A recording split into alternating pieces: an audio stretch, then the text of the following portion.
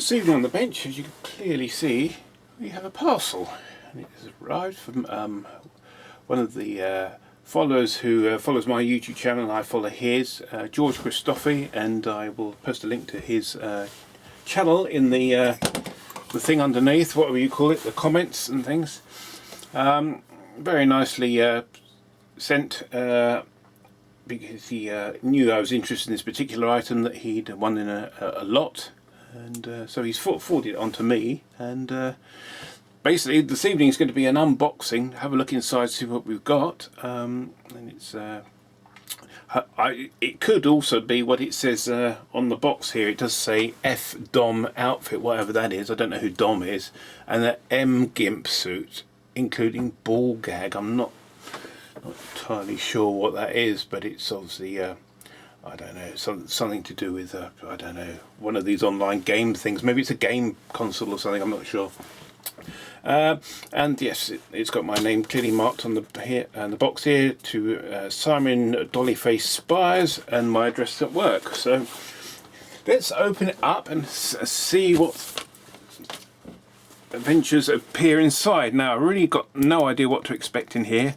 I'm hoping nothing's going to explode in my face and sort of like cover me in pepper dust or pepper spray or something like that, but you never know. It could be an interesting video.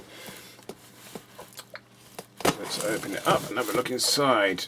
Just being a little bit careful with the knife because I don't know how much wrapping there is around there.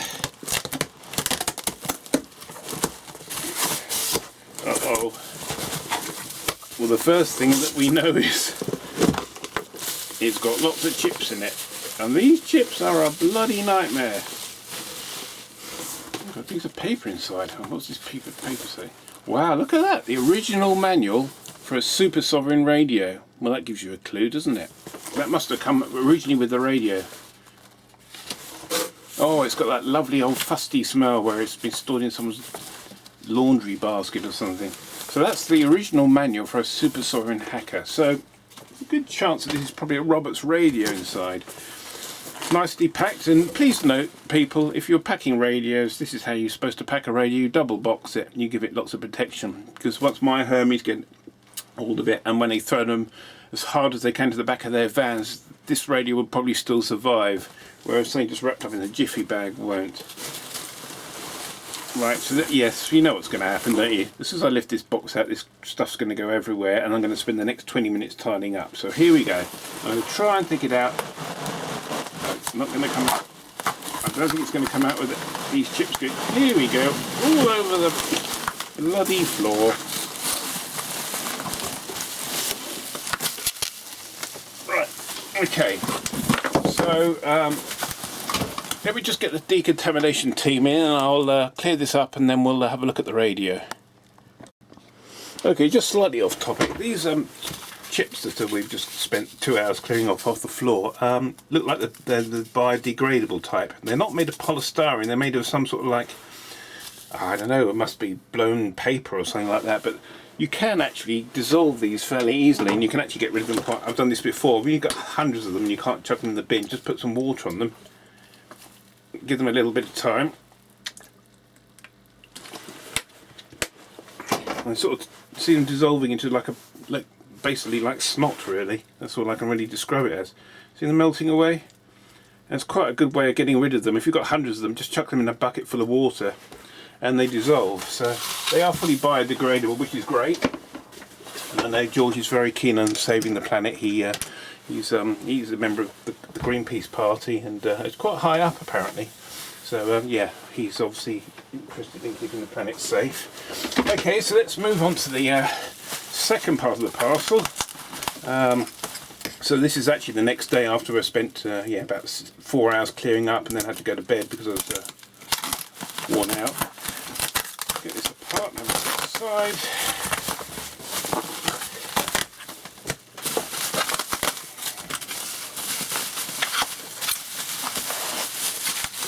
It's very well wrapped, as you can see. It's been double wrapped with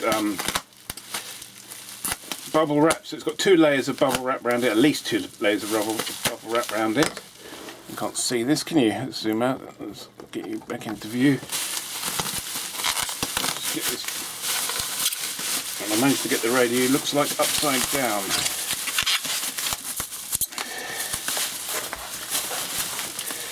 Turn it round so it's giving it some knobs.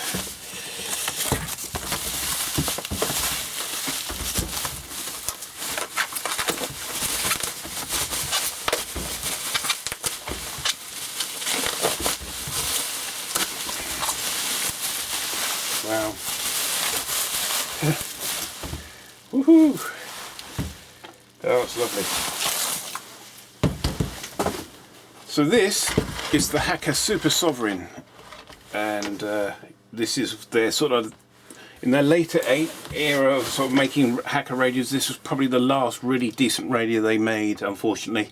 After that, they had lots of suspicious fires in the factory and things like that, and basically I think they'd lost their way. They weren't making enough profit. The Japanese and Chinese and Japanese Korean radios were all on sale, and Hacker weren't selling the radios like they used to. So this is the first part of the unboxing. You can see it's a Hacker Super Sovereign. It looks in very good condition. We'll go into the next part and see what actually needs to be done to this. Let's have a look more detail. Let's have a look to see what actually it needs, and generally its general cosmetic and internal condition. Top is pretty good condition actually. No nasty scratches or anything. This is an aluminium. Looks like anodized aluminium with silkscreen on the top. The only problem with that is with time it will wear. And you can see there. Try and get you so it's not reflecting on the light. You see that we've lost the silk screen on the bottom of the two tuning knobs here, and you see on the AFC here it's a bit worn. The volume control silk screen's rubbed off here as well, but that's general sort of patina of a radio of this era. It has got its scale markers, which is nice. So they're intact and they're still at the end of the scale. They probably never moved from there. No one's ever used them. So that's original. That's really nice. I did also notice, if I'm moving up so you can see a bit. You can see here that the top of the aerial's got a bit of a unk on it. So it's got its top hat on a bit jaunty. So we need to try and straighten that out. That shouldn't be too much of a problem. I'll probably have a replacement aerial for this anyway that will fit properly. So the next thing is we'll have a look inside. So the back just pops off here. It's got the traditional and unique ding when you pop the back off of a Hacker radio. That's their trademark, that noise. So I think it's a patent applied for that sound.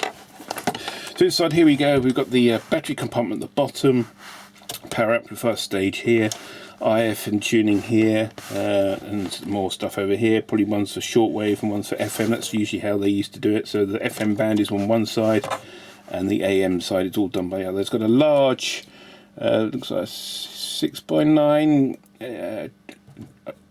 elliptical speaker in the back here, as you can see. Tuning capacitor up here. We've got various outputs on the back for recording. It's also got external power supply, so you can plug in a like a wall wart type aerial power supply, headphone socket, and AM and FM aerials, external aerials. So this is the battery tray. Oh, and as you can see, obviously the batteries have been left in it and they've corroded away. Now this battery tray looks exactly the same as a Hacker Helmsman battery tray. I might have one of those actually. I'll have to check. And you can see the battery connections are very, very corroded there. You know, they're sort of like they've gone very green.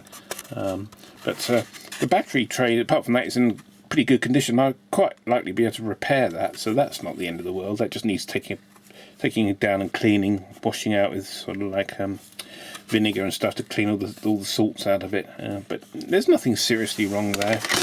So let's just bring it over to the inside of the radio a bit so you can see a bit easier. Hopefully, anyway. Zoom out as far as I can. So this is the power amplifier stage, as I said. All looks pretty genuine and original. The original Philips capacitors. Basically, Hacker radios hadn't really changed from the sort of like the 70s and this. I'm not sure what year this is. I'll have to check on that. But it's all clearly looks like it hasn't been molested. Everything looks original. Speaker looks in good condition. And as I said yesterday, the grill's all in nice condition. There's no, no dings or anything in the grill, which is one of the things that looks really awful. If you've got a ding in the grill in one of these, it really stands out, and you'll notice it wherever. Every time you look at it, you'll notice the ding in the grill. So I think the next thing to do is just put some power on it. I'm not expecting anything unpleasant to happen. Just see if it performs at all, see if it actually works, and if it does, what's it sound like. Right, so we'll just wire it up to an external supply. We'll switch it on, see if we get any sound. We do. We get classic motorboating. Okay, so let's try. Okay, so that's more than likely going to be. We're getting sound through as well, so we can tune it.